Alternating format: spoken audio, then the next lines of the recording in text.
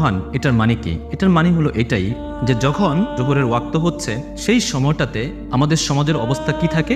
আমাদের সমাজের মানুষ এক একজন এক এক কাজ করে।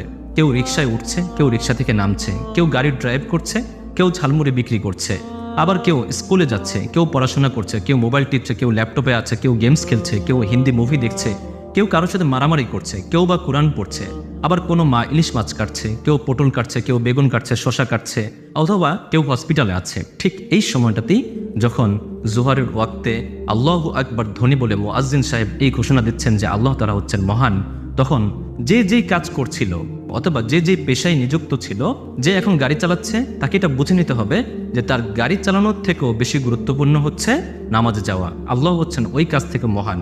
যেই মা ইলিশ মাছ কাটছে, তাকে বুঝে নিতে হবে যে এখন এই মুহূর্তে ইলিশ মাছ কাটার থেকেও গুরুত্বপূর্ণ হচ্ছে নামাজ পড়া, আর এই কাজের থেকেও মহান হচ্ছেন আল্লাহ।